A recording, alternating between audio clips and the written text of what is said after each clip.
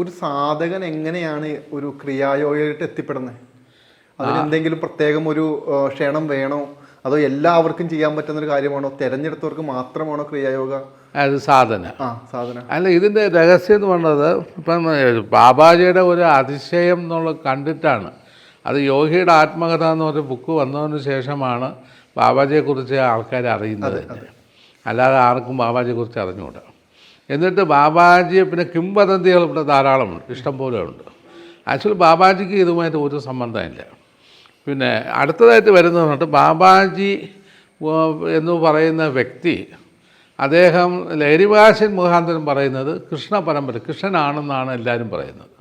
അപ്പം ശരി, അദ്ദേഹത്തിൻ്റെ ബോഡി തന്നെ, ആ ഫിഗർ തന്നെ നോക്കുമ്പോൾ നമ്മുടെ ഇവിടെ ഉണ്ട്. അത് എവിടെയെന്ന് പറഞ്ഞാൽ നമ്മുടെ ഇന്ത്യയുടെ എൻഡ് അവിടെ ഈ കേദാർനാഥിന് അടുത്തായിട്ടുള്ള ബദരീനാഥ്. അപ്പം ബദരീനാഥിൽ അകത്തിരിക്കുന്ന വിഗ്രഹം ഇദ്ദേഹത്തിൻ്റെ രൂപത്തിലാണ്. അത് എങ്ങനെ വന്നു എന്ന് പറഞ്ഞാൽ ശങ്കരാചാര്യർക്ക് അദ്ദേഹം ഉപദേശം കൊടുക്കുന്ന സമയത്ത് ശങ്കരാചാര്യർ ഇപ്പോൾ എൻ്റെ ഗുരുനാഥൻ എന്ന് പറഞ്ഞ് പ്രതിഷ്ഠിക്കുകയാണ് ചെയ്യുന്നത്. അതിനു മുമ്പ് ബുദ്ധവിഹാരമായിരുന്നു ബദരീനാഥ്. അങ്ങനെയാണ് ആ ബാബാജിയിൽ കൂടുതൽ വരുന്നത് തന്നെ. അപ്പം ബാബാജിയെ പൂർണ്ണമായിട്ട് മനസ്സിലാക്കണമെങ്കിൽ സാധനയിൽ കൂടി മാത്രം മനസ്സിലാക്കിയാൽ മതി, അല്ലാതെ വേറെ ഒന്നുമേ അല്ല. പിന്നെ ആർക്ക് പിന്നെ ഈ അതിശയോക്തിയിൽ കൂടിയാണ് എല്ലാവരും ക്രിയായോഗ ക്രിയായോഗ ക്രിയായോഗ എന്ന് പറഞ്ഞ് വരുന്നത്. ആക്ച്വലി വന്നിട്ട് ഇതിനൊരു വലിയ അതിശയങ്ങളൊന്നുമില്ല. കാരണം ഇതിനൊരു പ്രത്യേക രീതിയിലുള്ള ഒരു സാധനാക്രമങ്ങളാണ്. അത് ശൈവ പരമ്പരയിൽ വരുന്ന സാധന. അതും ശൈവം എന്ന് പറഞ്ഞാൽ തമിഴ്നാട്ടിലൊരു ശൈവമുണ്ട്, കാശ്മീരി ശൈവമുണ്ട്. അപ്പം കാശ്മീരി ശൈവത്തിൽ നിന്നാണ് ശരിക്കും ക്രിയായോഗ വരുന്നത് തന്നെ.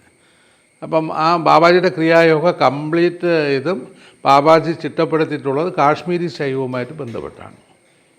സ്വാമിജി ഇപ്പോൾ ഇതിൽ വലിയ അത്ഭുതങ്ങളില്ല എന്ന് പറഞ്ഞാൽ പോലും ഒത്തിരി അധികം അത്ഭുതങ്ങൾ സംഭവിക്കുന്നുണ്ടല്ലോ ഇതിൻ്റെ അകത്ത്. അത് സംഭവിക്കുന്ന രീതി വേറെ. അത് നിങ്ങളുടെ സാധനയും നിങ്ങളുടെ പോകുന്ന തലങ്ങളും. കാരണം നിങ്ങളുടെ ബ്രെയിനിൻ്റെ എക്സ്പാൻഷൻ ആണല്ലോ സെൽഫ് റിയലൈസേഷൻ എന്ന് പറയുന്നത്. അപ്പോൾ നിങ്ങളുടെ ബ്രെയിൻ എത്രത്തോളം എക്സ്പാൻഷൻ ആകുന്നു അതിനനുസരിച്ചുള്ള ഈ മാറ്റങ്ങളോടുകൂടി നിങ്ങൾക്ക് ഉണ്ടാകുന്ന തലങ്ങളാണ്.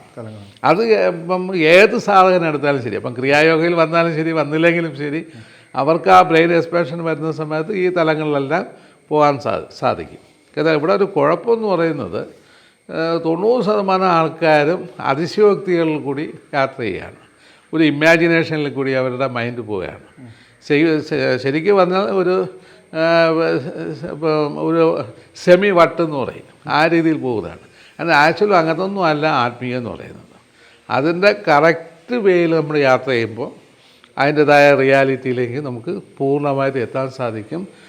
അതുകൊണ്ട് തന്നെ യോഗയിൽ തന്നെ പറയുന്നുണ്ട്, ഏത് കാരണവശാലും നിങ്ങൾക്ക് വിഷൻസിലോ അതുപോലുള്ള ഭാവനകളിലോ ഇങ്ങനെയുള്ള സംഭവങ്ങളിലോ അതുപോലെ ഈ തുള്ളൽ പ്രസ്ഥാനങ്ങളിലോ ഇതൊന്നിലും നിങ്ങളുടെ മനസ്സ് വയ്ക്കരുത്.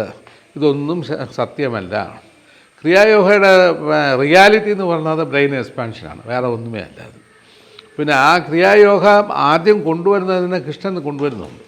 കൃഷ്ണൻ സാംഖ്യയോഗം എന്ന് പറഞ്ഞ് കൊണ്ടുവരുന്നുണ്ട്, കപില മഹർഷിയുടെ സാംഖ്യയോഗം. ശരിക്കും സാംഖ്യയോഗം എന്താണ്? ശരി, വേദിക് കൾച്ചർ അത് എടുത്തെങ്കിലും സാംഖ്യയോഗം ശരിക്കും ഒരു നിരീശ്വരവാദമാണ്. കാരണം ഈശ്വരൻ വന്നിട്ട് തന്നിലാണ് ഉള്ളതെന്നുള്ള ബോധം, അതായത് യുക്തിവാദം എന്ന് കൂടെ പറയാം. തന്നിലുള്ള ഈശ്വരനെ എക്സ്പാൻഷൻ ചെയ്യാനാണ് പറയുന്നത്. കാരണം ഞാൻ ഈശ്വരനെ അറിയണമെങ്കിൽ ഞാൻ ഈശ്വരനോളം എത്തണം, എങ്കിലേ ഈശ്വരനെ അറിയാനുള്ളൂ. അല്ലാതെ ആർക്കും ഈശ്വരനെ അറിയാൻ സാധിക്കില്ല. അപ്പം ഞാൻ ഈശ്വരനാണെങ്കിൽ അദ്ദേഹം വന്നിട്ട് അദ്ദേഹത്തിൻ്റെ ഉള്ള എല്ലാ ക്വാളിറ്റിയും എനിക്കുണ്ടായിരിക്കണം, ഇല്ലെങ്കിൽ ഒരിക്കലും സാധിക്കില്ല. ഇതിനെയാണ് ഇവിടെ ബാബാജി ഡയറക്റ്റായിട്ട് പറയുന്ന കാര്യം. അതുകൊണ്ട് ഒരിക്കലും ഒരു വിഷൻസിലോ അതുപോലുള്ള ഒരു ഫീലിങ്സിലോ അതുപോലെയുള്ള ഒരു സംഭവങ്ങളിലൊന്നും ഒരു ഇല്യൂഷൻ ആക്ഷനിലേക്ക് ഒന്നും നമ്മൾ പോയാലൊന്നും റിയലൈസേഷൻ അറ്റൈൻ ചെയ്യാൻ സാധിക്കില്ല. അപ്പോൾ ഒരു പ്രസക്തമായ ചോദ്യം, എന്താണ് ഭക്തി? അപ്പോൾ